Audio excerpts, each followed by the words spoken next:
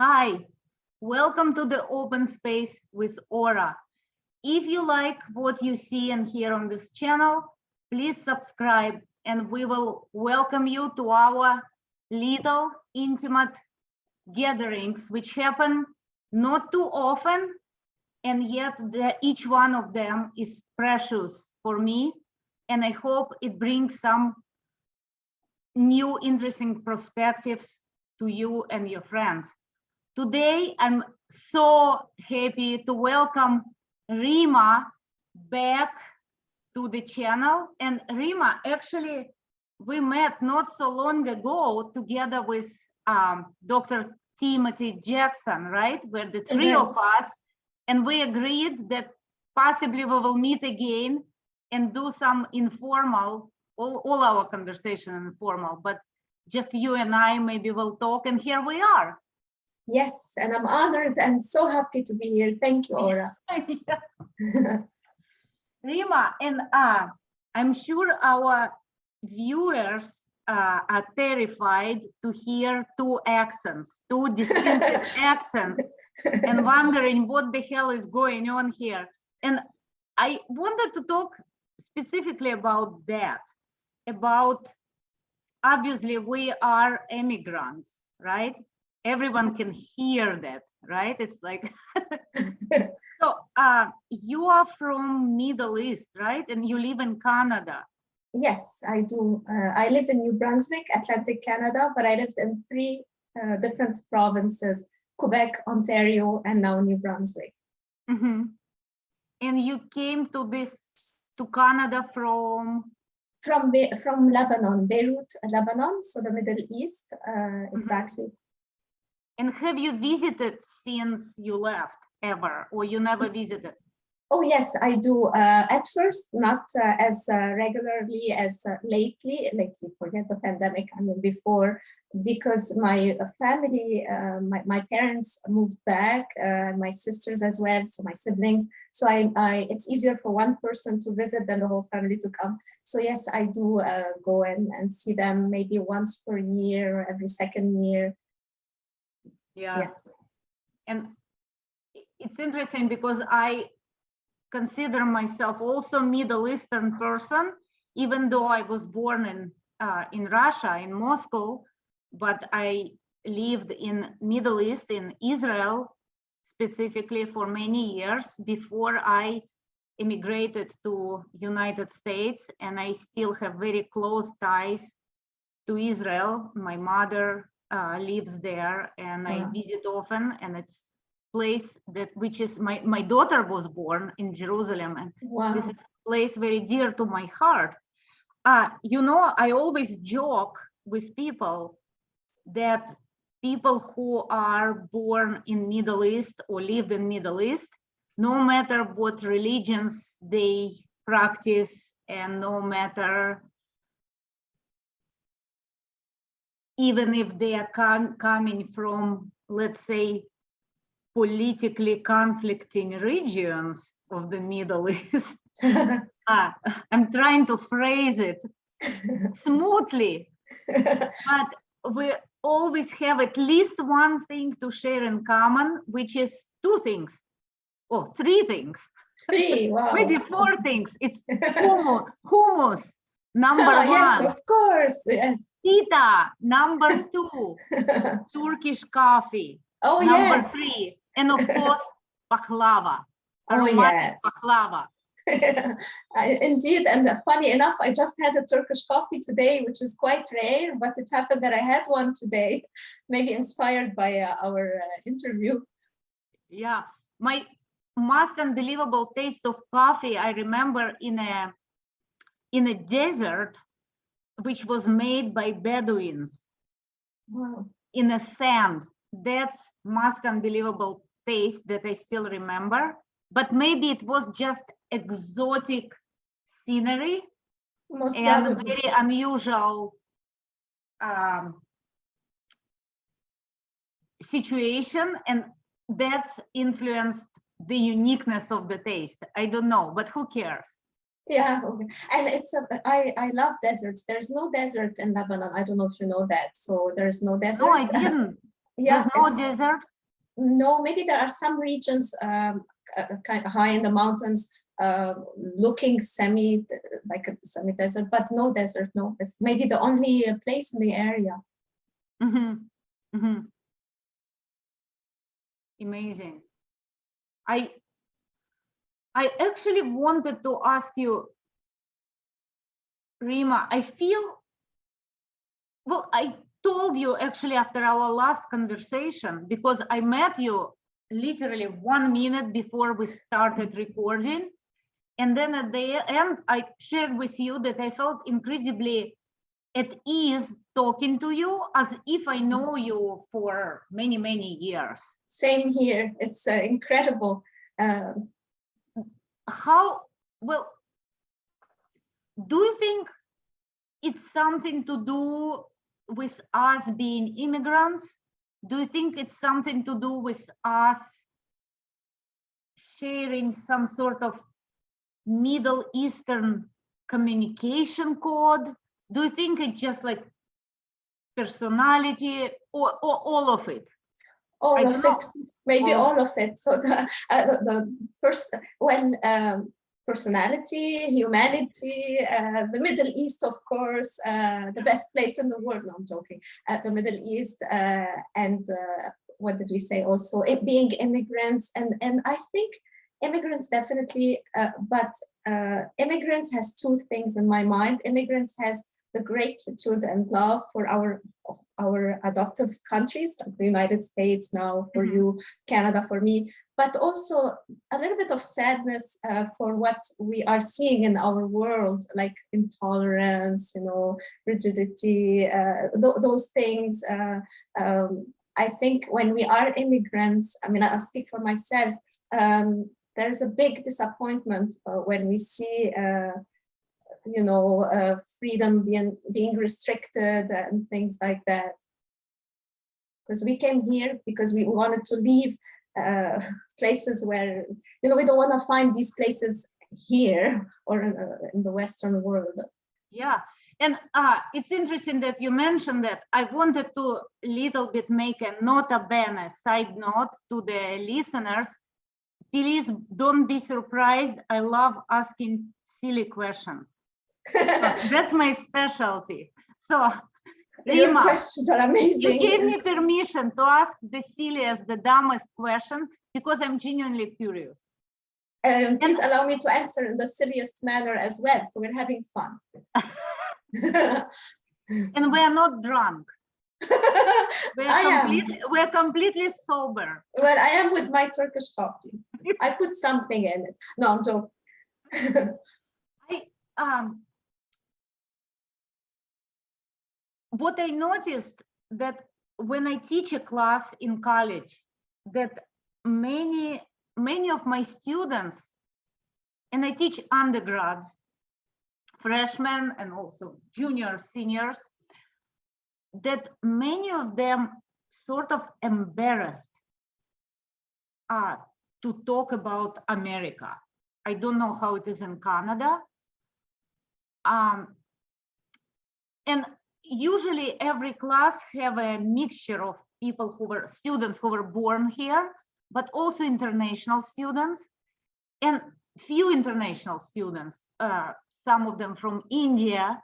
I even have a student now from Saudi Arabia and students from Vietnam, and they are seriously, they look puzzled why the students who are Americans who are born here, who doing pretty well, it's a private college, it's very expensive, so they come from relatively well-to-do families, why they embarrassed to be Americans. So for me as an immigrant, and as well as I also exchange with international students, we both share this kind of puzzling feeling, like why Americans, and I'm asking you how Canadians feel ashamed, embarrassed of their own country at this moment. Yes, indeed. Same here. It's we see this phenomenon, and it is sad. It is deeply sad. it's, I don't know if I have an answer for you, but I will echo what you are saying. I also observe it and we read about it. There is like, do we say in English, malaise, like not being, like not being, like people seem to have stopped in wanting to believe in themselves and who they are, or being proud of their country, like our country. It's, for me, it's like, it's how can I say it? We're not looking at the whole picture, at the whole country with its history and the past and future. We're focusing on whatever we're focusing on in a very narrow way, and there's guilt, there's feeling bad about whatever we're feeling bad about, thinking that we're only bad, racist, you know, all the negative words. But we are everything at the same time, and we have achieved a lot, and we brought to the world, you know, human rights things and laws, and we inspired other countries.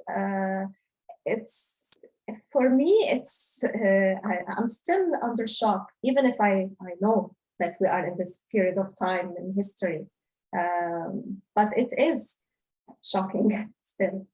It almost feels like people lose appreciation of what they have, of what they inherited, and they probably, it takes, there is a Russian expression, it takes losing something to start appreciating what you lost. Absolutely, like health, like money. It's only when we lose, like love. Yeah. Indeed, I totally agree. And it's probably for you as well, but I come from a place, from a country where we have a lot of music, songs, praising the country, when we don't feel ashamed of the flag of our country. When you love your country, you love its symbol. If you see what I mean, like it's that I do not understand, and I will. I refuse to understand personally. Yeah, and look, I don't know how it is for you. Obviously, I left Russia for my reasons, because I was obviously unsatisfied with certain things there, and I had personal reasons. But I don't have hatred for Russia. I love Russian culture. I love the tremendous musical, literary, artistic, intellectual tradition of that place. Absolutely. And for me, it's a different thing, the regime, the government, and the culture. Yes. And same for Israel, whatever government there is, like it is the culture. And yes.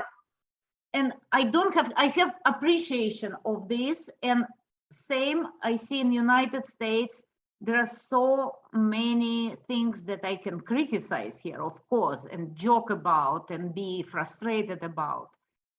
So many flaws, but at large, I feel I don't have a right to hate this country, because if the fact that I'm here, that something made me move here, will make me hypocrite to hate it or to be ashamed of it.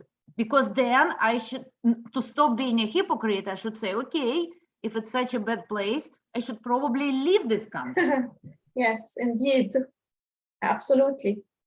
Totally. And you said something so interesting. First, I also love Russia. I happen to have visited Moscow, so the culture, you know, the people, the beautiful museum, churches, etc. But I want to say there's a distinction also between governments and populations, like you mentioned Israel, let's say, or any other country, or Iran, or Saudi Arabia, or there's the people, all the people, they want to live in dignity, they want to live in peace, they want to earn their living, and there are the governments. So these are different levels, layers. We should not be mixing everything, and in that sense, we're all humans, right? So I just wanted to say that. Yeah, and You know, I play evil jokes on my students, not evil jokes, but I do some shock therapy.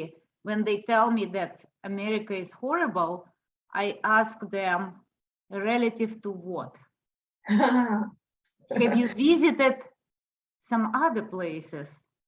And it seems that the most intolerant toward the young country, toward America, most intolerant students never left the state even.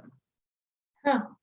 Yes. So I asked them on which basis you made the conclusion that America is the worst place in the world.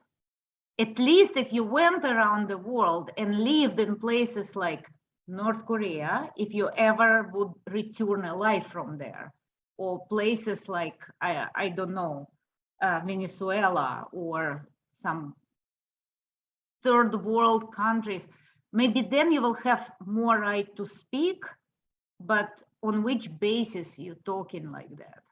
Very interesting. When you said evil, I thought I can't imagine you saying something evil but not evil, yeah, it's an evil, challenging question, an amazing one actually.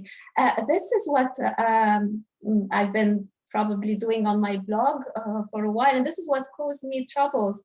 And this is what some thought like I am encouraging, you know, whatever colonization, rape culture, domestic violence, sexual violence, because all what I've done is something similar to what you are saying, and talk about places where they have maybe just to name ISIS or other groups, or where we have rape, right, or rape during war, and bringing a perspective. But it seems that it didn't fly with some people who are like the students you are talking to, who so much want to think that they are the worst place on earth. I want to ask you, I don't know, and I don't have an answer. It almost seems like it gives people some perversive pleasure to self-loathe, to self-flagellate, and to self-shame. Don't you find it psychologically, I wouldn't call it masochistic, I don't know what it is, but sad. It's very sad. Why but people find pleasure in it. Yeah, but I don't mean to interrupt. Are you done? Yeah, I'm done. I'm asking. I don't know. Okay, I don't know neither. I'm just trying to think with you. What I find it very serious is that it can be transmitted to the next generation and the next generation. If we don't stop and think, what are we doing? Like it can have a pervasive effect for generations to come. It's not good. It's unhealthy. It's socially unhealthy. And why are we doing it? And what are we going to do next? What's next? It's why are we doing it? Can someone tell us, like, what's the purpose of all this in the end? So I don't have any answer. I'm just asking a question. Same.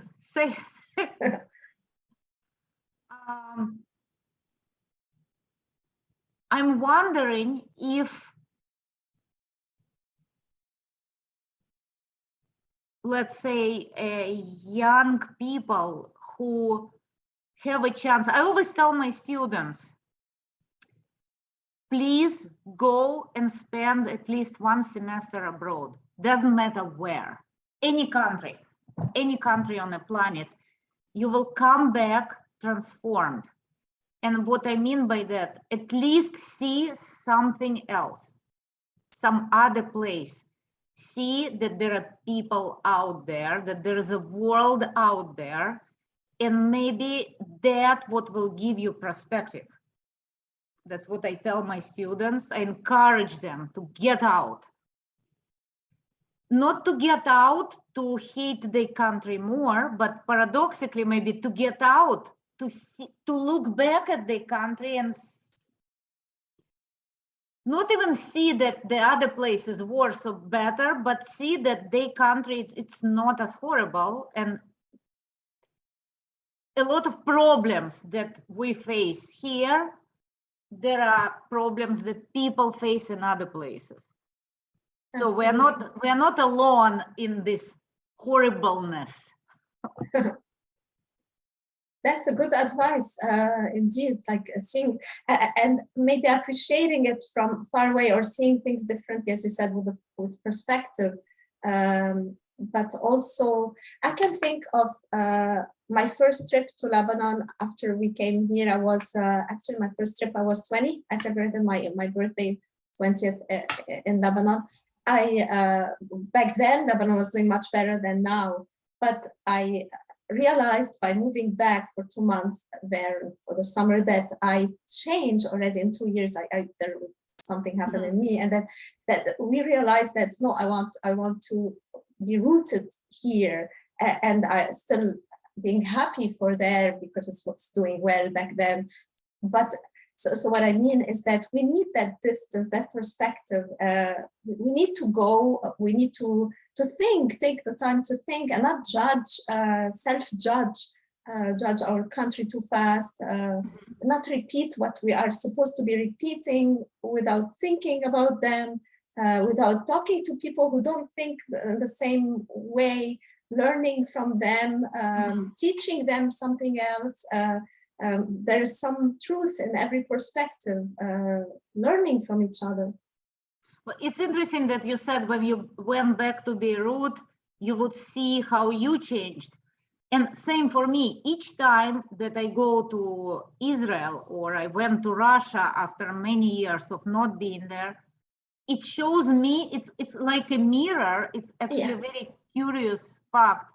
I see how much I changed and they changed. And it's not that somebody got worse or better, it's just change is such a natural factor of any dynamics of life that to me is just simply fascinating to see, oh, I changed again and they changed again, and it's something new. It's like each time I come to Israel, even there, I go there every year trying. Still, it's not such a long period of time, but still I see, oh, something changed there and something changed in me. Interesting. So it's refreshing. Yes, absolutely. So, but maybe changes that happen now in United States and in Canada are positive. I don't know. That maybe. I don't know. I don't see it right now, but maybe in the longer term, maybe there is something good is happening and we don't see it. Could be, but what I personally find scary is the authoritarianism, is the like not being able to say what we think, or being it's unbelievable that it's happening in North America. It is it's a shock. Yeah, it's the speech. I have this class. If you want, I can share very briefly what I ask students. It's a musical film class, and it specifically addresses comedy. So I was asking my students, what do they think if our society is more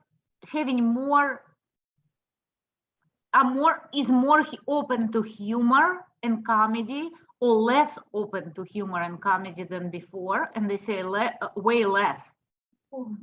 And I ask, why do you think there are not many good comedies currently made? There are some good drama movies, but horror movies, right? But no comedies.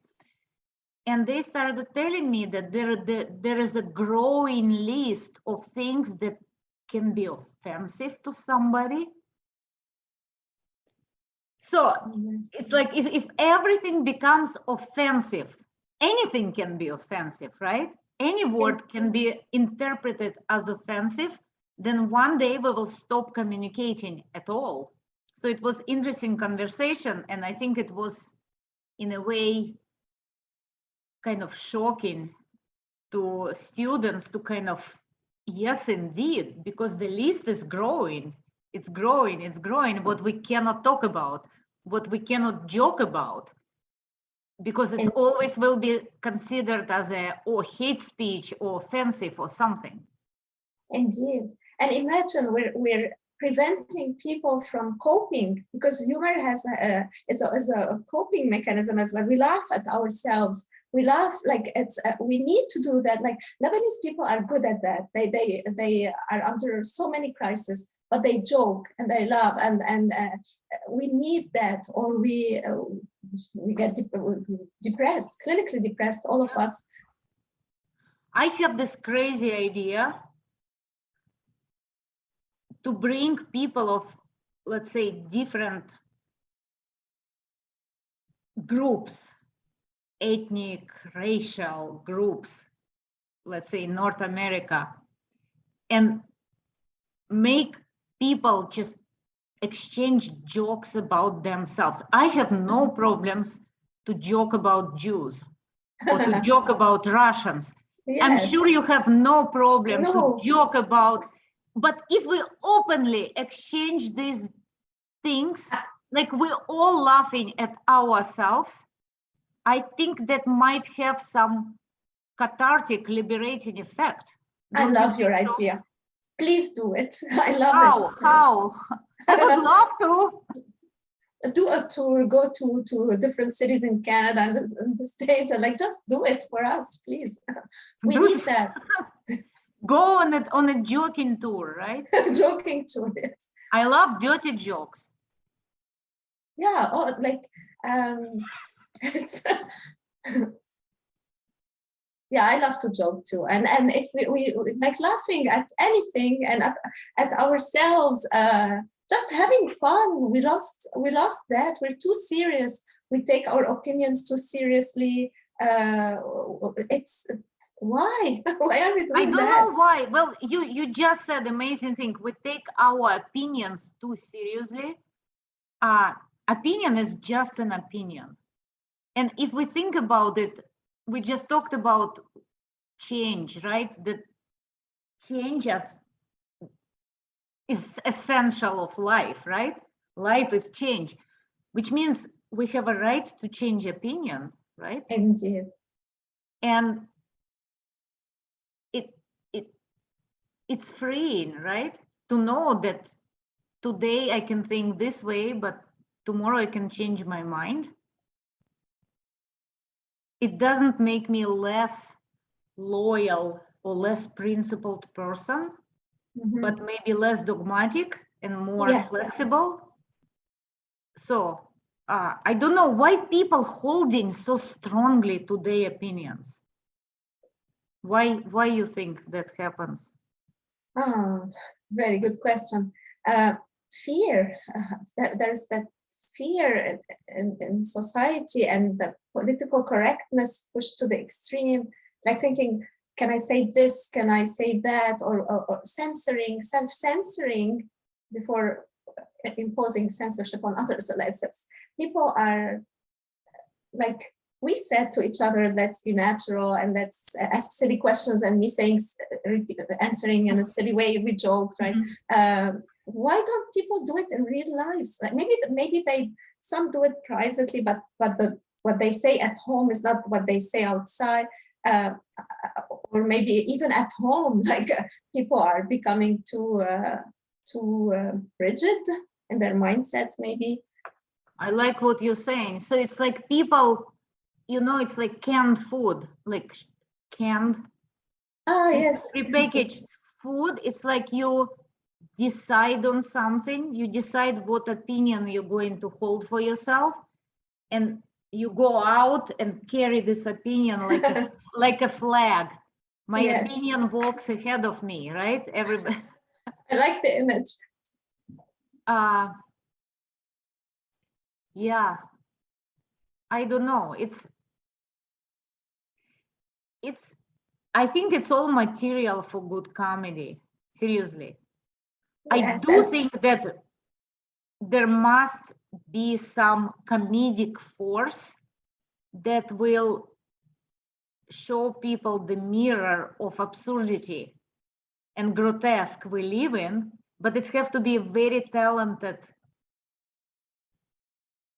comedians who will show people the mirror. People, I mean, all of us. all of us, yes. But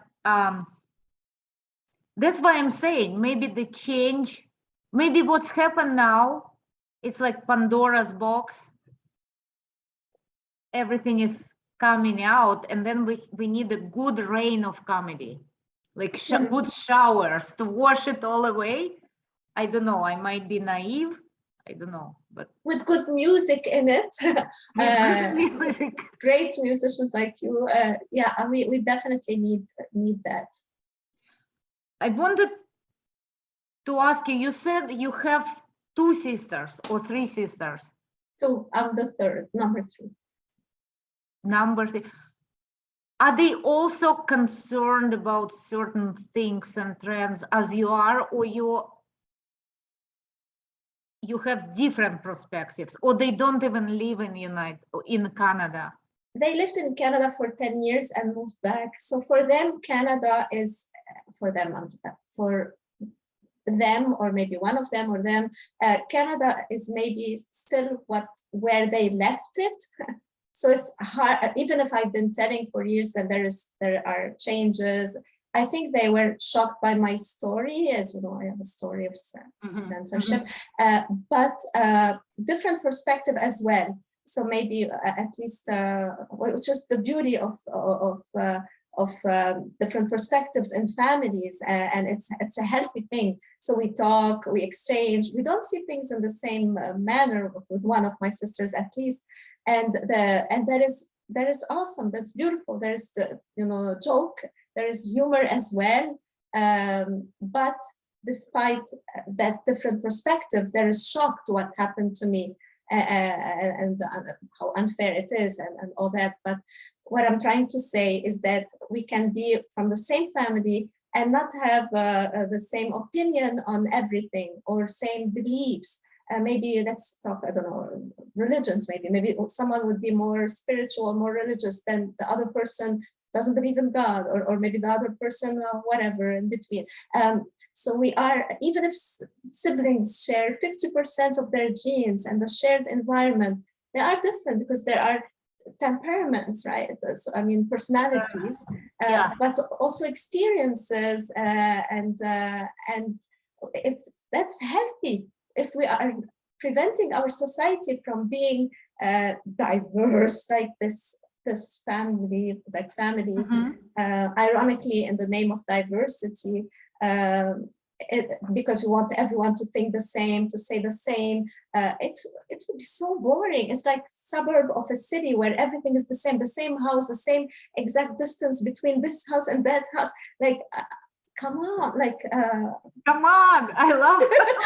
Come on. You know, Yallah, let's say. Yallah.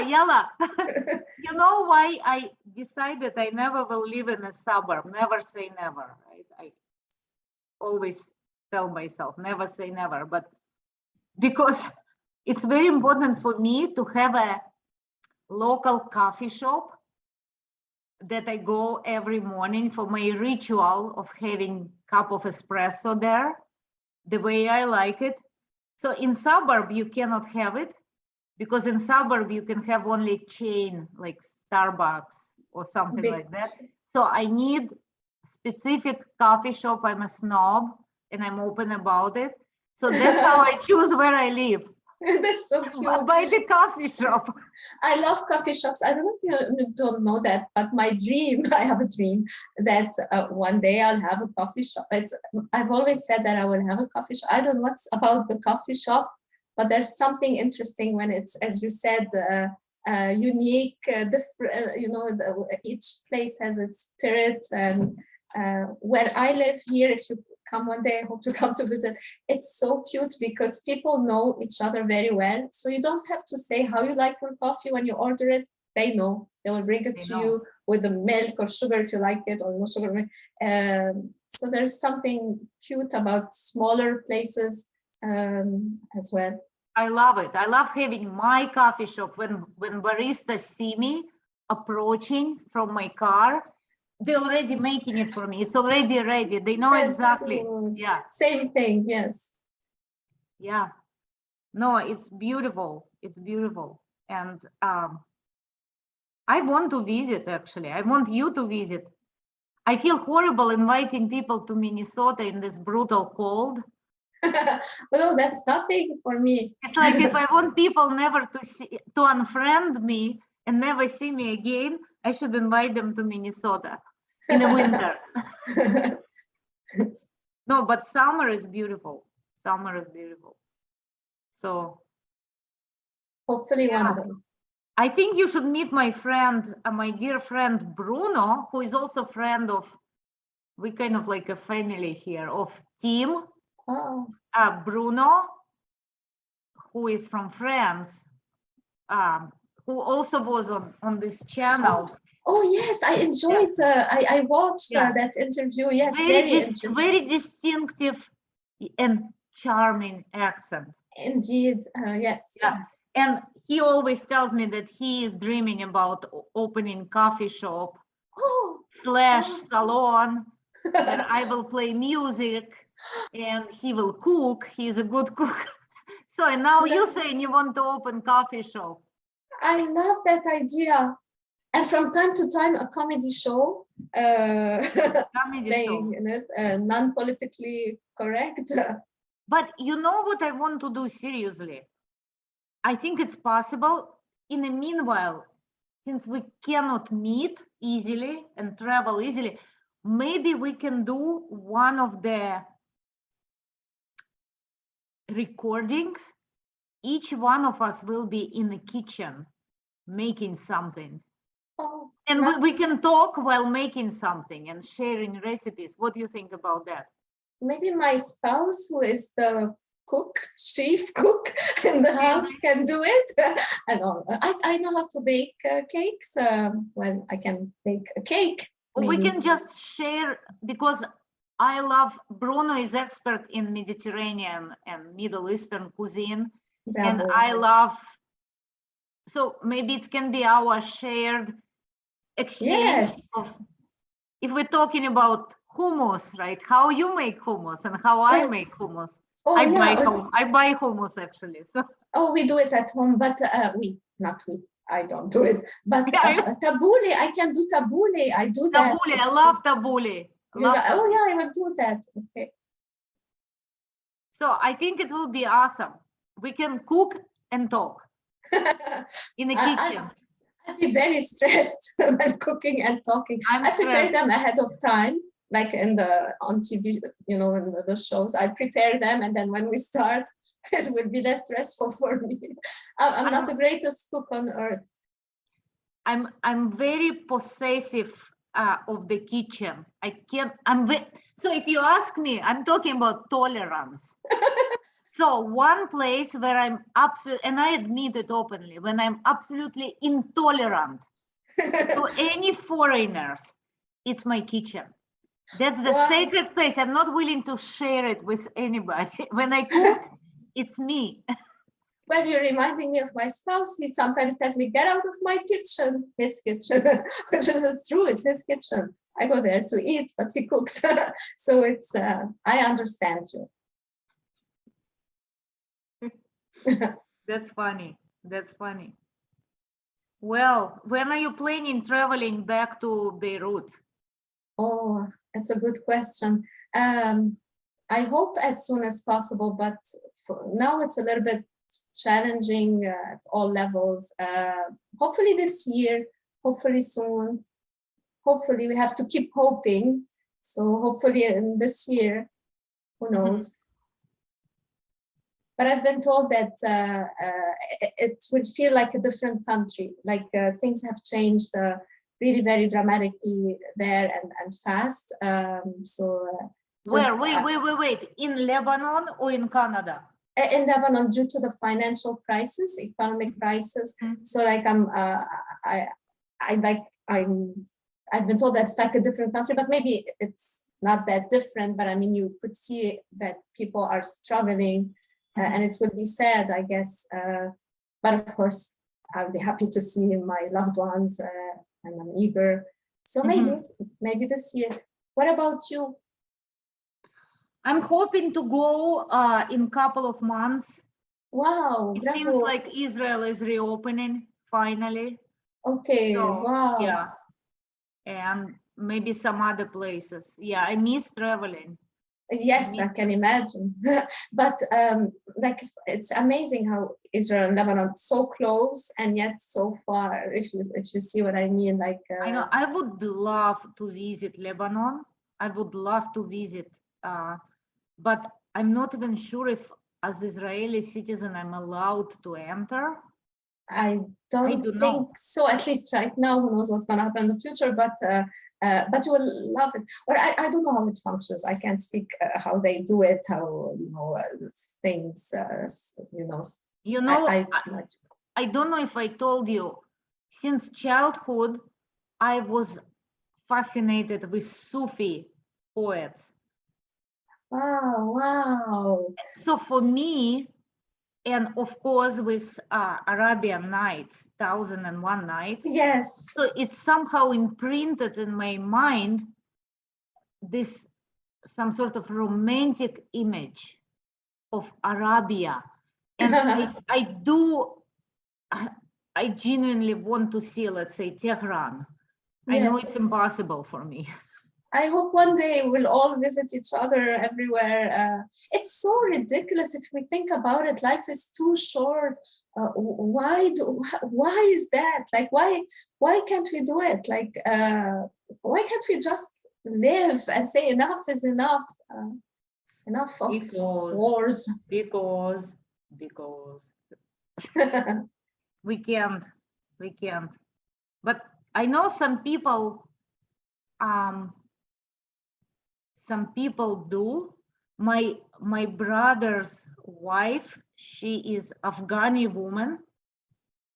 Wow. So it's kind of a mixed relationship, and how you call it? He's Jewish and she's Muslim. Interfaith? So, interfaith, yeah, that's how thank you. Interfaith. They're both secular, right? They're not, but nevertheless, yes. So they somehow succeeding to get into places where otherwise they couldn't. So they're wonderful, and I admire them for doing that. Yes, bravo! Wow. I know. It's a lesson to the world. I want to ask you maybe last question that is on my mind. We started with feeling emigrants.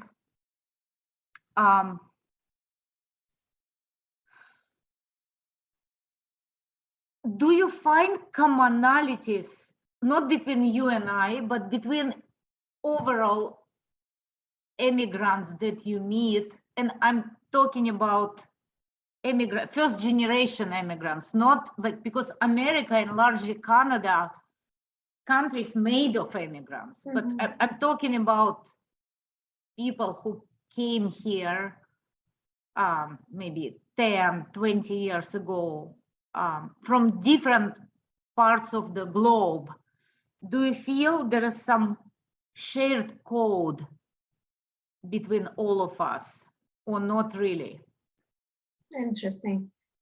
I think so, definitely, with that dream first of finding a place that is safe, welcoming. So there is that, the journey to get here. Of course, each story is different, each journey is different, but I mean, the waiting time, the disappointments, the pleasures.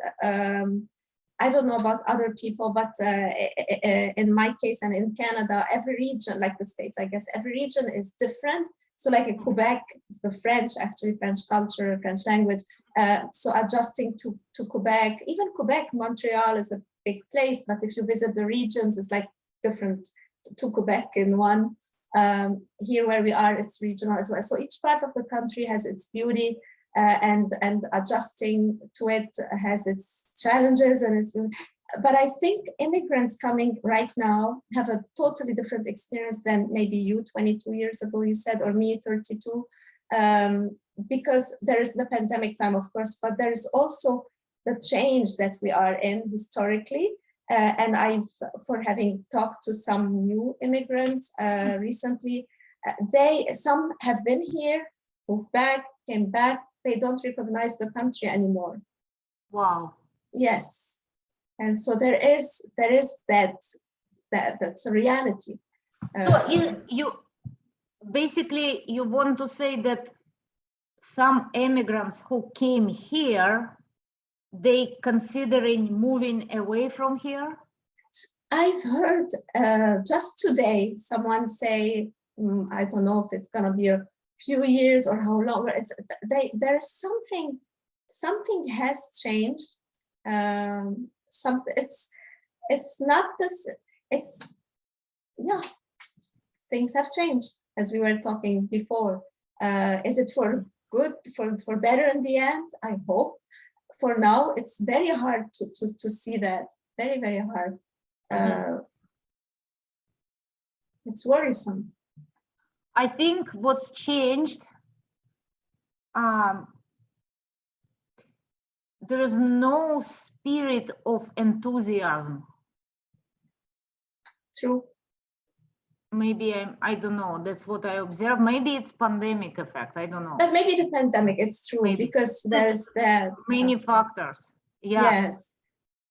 But you mentioned one word when you move, like even within Canada, it's again something to do with change and movement. I just was talking with my daughter about movement, the movement on many levels. It makes you, it forces you to adjust, constantly adjust and readjust and readjust. And I wonder, maybe that's what creates more tolerance and flexibility in how we look at things. Very interesting. I don't know, I'm just maybe thinking. because when I think of my movements within Canada, at first in Quebec, I love Quebec so much, but it took me 2 years to adjust and say, I'm here, 2 years, because it's a big change from Lebanon to Quebec or Canada, bigger than like maybe in Europe, Lebanon, I don't know, but and then to Toronto, it took me 2 weeks. I felt Torontonian like in 2 weeks. And where we live here, Sackville, New Brunswick, or Atlantic Canada, the Maritimes, 2 days. In 2 days, I felt at home. So like I say, I'm New Brunswicker. Am I pronouncing it well? New Brunswicker. You know what I mean? So yes, so there's that. Maybe we learn maybe the movement is easier. We change. We adjust. It's a dance, right? We learn something. We leave something behind, and people are amazing all over Canada, and I would say the States. I love the States too. Yeah. People are nice. People like it's so that's why I find it so unfair when we tell ourselves and tell everyone how bad we are. No one can be only bad or only good. We are both. We are like what is this? Like, I don't know. Well, but you know what's encouraging? Again, I'm going back to my students because that's where I get data. As my friend says, that's your data. They totally recognize the divisiveness of the divisive effect of social media. They totally recognize it. Bravo. So that's encouraging. Yes, definitely. I think the hope is there. The younger generation, the younger people, they will probably tell the older generation that we'll see a movement there. I want to be hopeful. Yeah. So that's why I said it's bad, it's scary, but something good might boil out of it. Yes. I hope so. I hope so. Yes. Okay, Rima, maybe we should wrap up for today. And it's a good place to stop here with hope. So With hoping hope. for the best, keeping our hope high and alive. And We should say thank you. Lechaim, Lechaim. Oh, yes, yeah, definitely. And let me ask Bruno, maybe we can plot something as amateur chefs, right? I will wear my apron and do my something, goodness. cook some. Okay, there, yes. Please say hi to him on my behalf, and tabbouleh or an orange cake. These two I can do. You choose, you tell me what to do, but Oh my God. I'm really bad. I'll ask him. He will join happily. He's doing orange cake. Oh, yeah. wow. I'm horrible and I don't know how to bake. I think I'm not bad cook. I love cooking. I cannot bake. Well, that's the only cake I know how to bake. The orange cake. Okay, Rima, it was so much fun. The fun for me. Thank you so much. I'm honored, Ora. Thank you. I'm honored too, to be continued. Yes, take good care. You too. Bye-bye. Bye.